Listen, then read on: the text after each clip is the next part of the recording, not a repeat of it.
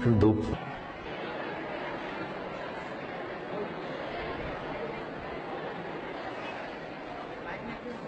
पूज्य बापूश्री और उनके सत्संग में पधारे हुए सभी भक्त भाई बहनों, मैं इलाहाबाद से आया हूं। मेरा नाम राजीव दीक्षित है और पिछले कुछ वर्षों से मैं भारतीय संस्कृति और इस राष्ट्र को बचाने के एक आंदोलन में लगा हुआ हूं। उस आंदोलन का नाम है आजादी बचाओ आंदोलन। ये आंदोलन सन 1992 से चल रहा है और जब से ये चल रहा है तब से मैं इसमें लगा हुआ हूं। पेशे से मैं इलेक्ट्रॉनिक्स और टेलीकम्युनिकेशन का इंजीनियर रहा और एक रिसर्च प्रोजेक्ट में मैंने काम किया, लेकिन सन 1992 में अपना सारा काम छोड़कर, अपने कैरियर को छोड़कर, अपने सारे धंधे को छोड़कर राष्ट्र को बचाने के लिए, संस्कृति को बचाने के एक आंदोलन में मैं लग गया। बापू की कृपा हुई, उन्होंने मेरे व्याख्यान की कुछ कैसेट सुनी और उन्होंने जब मेरे व्याख्यान की कैसेट सुनी तो उन्होंने मुझे संदेश भिजवाया। बापूश्री का जो दिल्ली का आश्रम है, वहां के साधक भाई बहनों ने मुझे फोन पर संदेशा कहा कि बापू का सत्संग का कार्यक्रम है और उसमें आपको जरूर जाना है। वैसे आज मुझे जलगांव जाना था, लेकिन बापूश्री के कल के आदेश पर मैंने मेरे जलगांव का कार्यक्रम रद्द किया और आपके बीच आया। मैं आपसे 2-3 बातें कहूंगा कि इस देश की इस समय की हालत क्या है। कल मैंने पहली बार पूज्य बापू के दर्शन किए। उसके पहले मैंने उनके कैसेट सुने थे, उनके बारे में सुना था, लेकिन दर्शन का लाभ कल मिला और कल लगभग 40 मिनट मैं उनके साथ रहा। तो 40 मिनट मुझे बापू का जो सानिध्य मिला, उसमें उन्होंने जो कहा वैसी ही बात मैं कहने की कोशिश कर रहा हूं सारे देश में, शायद अपनी भाषा में। बापू ने मुझको कहा, और कल बापू का जो कार्यक्रम था बोंटा में, वहां भी उन्होंने कहा कि ये 50 साल की आजादी आई है या सारे देश की बर्बादी हुई है। तो मैं यहीं से मेरी बात शुरू कर रहा हूं जो कल बापू ने कही मुझसे कि सच में 50 साल की आजादी आई है या हमारी बर्बादी ज्यादा हुई है। पिछले 50 साल में जो आजादी हमको मिली है, उस आजादी का मतलब क्या है?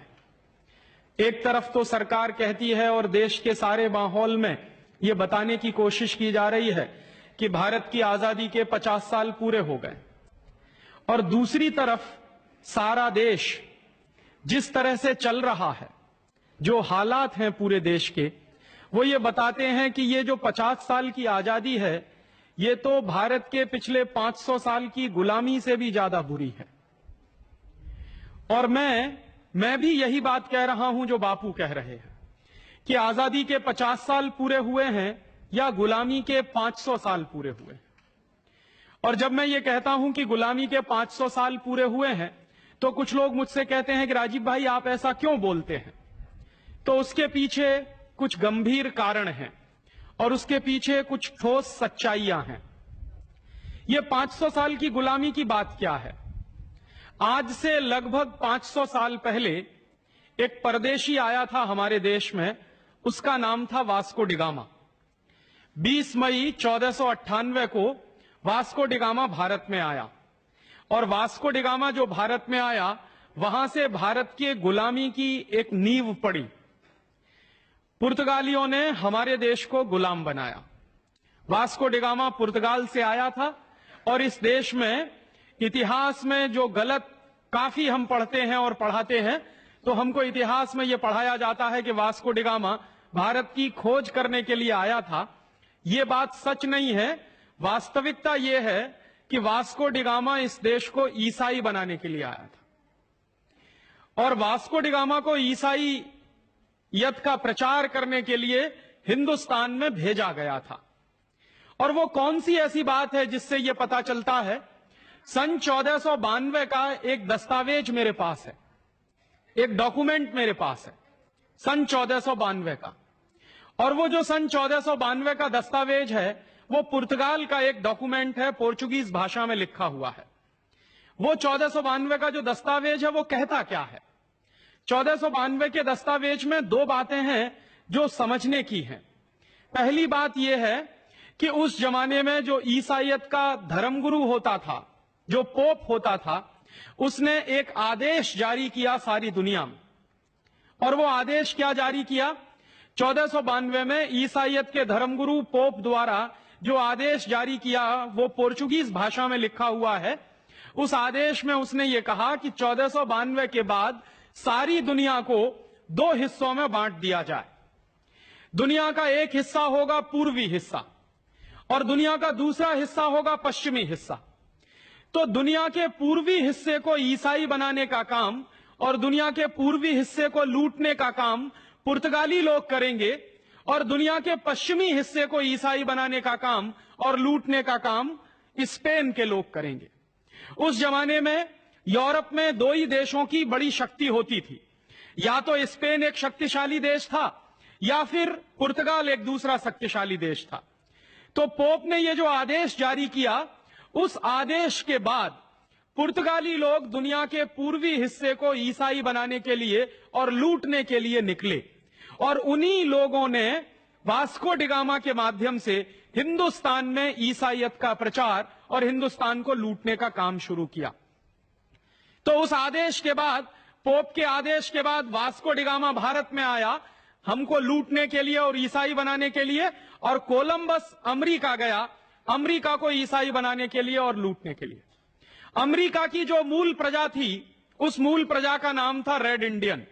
उस मूल प्रजा को मार पीट कर ईसाई बनाने का काम कोलंबस ने शुरू किया और स्पेन के लोगों ने धीरे धीरे करके अमेरिका के काफी रेड इंडियन को ईसाई बना दिया और जो बच गए रेड इंडियन उनको उन्होंने गुलाम बना लिया।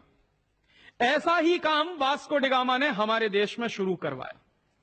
तो मैं जो कहता हूं वो ये कि 500 साल पहले एक गुलामी की शुरुआत इस देश में हुई और वो गुलामी की नींव डाली वास्को डी गामा ने पूर्वी भारत में, माने पूर्वी दुनिया के हिस्से में, भारत जिसका एक अंग है, और पश्चिमी हिस्से में कोलंबस ने।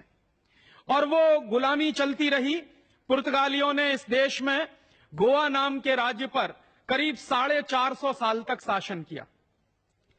गोवा जो हमारे देश का हिस्सा है वो गोवा पुर्तगालियों के कब्जे में रहा। और जहां हम लोग बैठे हैं दमन और द्वीप, ये भी पुर्तगालियों के कब्जे में रहा। 1510 से लेकर 1961 तक लगभग 451 साल ये पूरा का पूरा इलाका पुर्तगालियों का गुलाम रहा। बाकी का हिंदुस्तान 1947 में आजाद हो गया था, लेकिन गोवा 1961 में आजाद हो पाया पुर्तगालियों की गुलामी से। दमन और द्वीप की भी यही हालत हुई।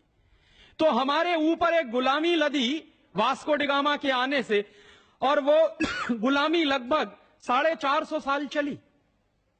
और वो जो 450 साल की गुलामी थी उसमें देश का हर तरफ से पतन हुआ। पुर्तगालियों ने हमारी आर्थिक संपत्ति को लूटा। उसके बाद इस देश में फ्रांसीसी घुस गए, उन्होंने इस देश को लूटा। फिर उसके बाद इस देश में डच लोग घुस गए, उन्होंने इस देश को लूटा। उसके बाद इस देश में अमेरिकन और अमेरिकनों की मदद से ब्रिटिशर्स घुसे, उन्होंने हमारे देश को लूटने की कोशिश की। और इस तरह से लगभग 1498 से लूट की एक नई शुरुआत इस देश में शुरू हो गई। 1498 के पहले भी यह देश लूटा और मुगल आक्रमणकारियों के द्वारा लूटा गया। 10वीं 11वीं शताब्दी के दौर में महमूद गजनवी जैसे लोग आए, उसके पहले मोहम्मद गौरी जैसे लोग आए, और वो लोग भी इस देश को लूटते रहे और यहां की संपत्ति ले जाते रहे। तो लगभग 10वीं 11वीं शताब्दी से इस देश की लूट के इतिहास का एक सिलसिला शुरू होता है। एक तरफ लूट है और दूसरी तरफ भारतीय संस्कृति के विनाश की बात है। तो ये जो पिछले 1000 साल से लूट चल रही है वो 1492 के पहले एक तरह के लोगों द्वारा चलाई गई और 1492 के बाद यूरोप के लोगों द्वारा चलाई गई। 1492 के पहले जो नॉन क्रिश्चियन जनता थी, जो मुस्लिम लोग थे, उन्होंने हमको लूटा और बर्बाद किया, और 1492 के बाद ये क्रिश्चियन लोग घुस गए, उन्होंने हमको लूटा और बर्बाद किया। सबसे ज्यादा बर्बादी हिंदुस्तान में आई पुर्तगालियों के कारण और अंग्रेजों के कारण। और अंग्रेजों ने जो इस देश को लूटने की एक व्यवस्था शुरू की, दुर्भाग्य से वो व्यवस्था आजादी के 50 साल के बाद भी चल रही है। और मैं जब ये कहता हूं कि आजादी के 50 साल या गुलामी के 500 साल, तो उसमें वही मुख्य बात है।